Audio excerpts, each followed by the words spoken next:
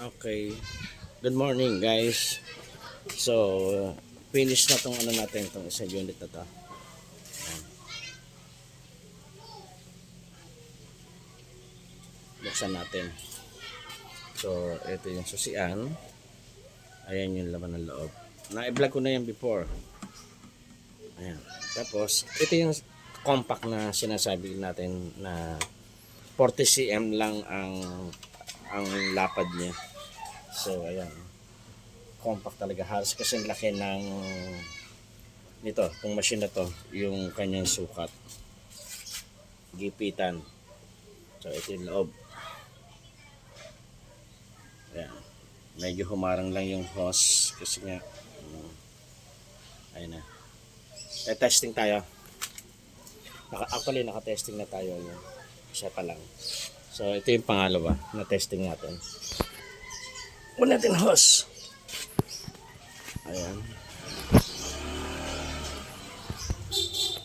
Tulugan natin. Tulugan natin ito.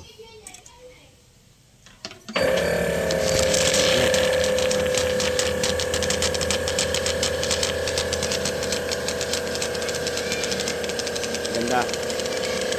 Ganda ang labas. Oh. Dire-diretso. Walang nginig yung hose. Yung isang araw nanginginig. Kasi nga palibasa at ano pa, wala pang ganong bubbles. Ayun. About 5 meters mula doon sa gate na yon, 5 meters. Lalampas pa. 5 to mga 5 meters siya. Set tayo ng 1 minute. Ganun pa rin ang result. Parang icing. Actually, wala pang pondo yan. Hindi pa natin pinopondohan. Kung ano yun nandyan lang, yung mga pinaglinisan ko ng pinagkanawan ko ng shampoo, yun lang. Pinipilter ko lang. So, wala na siyang tubig. Hindi ko nabuksan yung tubig. Ang shampoo natin, mas kita pa pala dito sa blue kaysa rito sa tanaw ko. Ito, hindi tanaw eh. Hanggang dito lang to eh. Mas kita pa sa blue.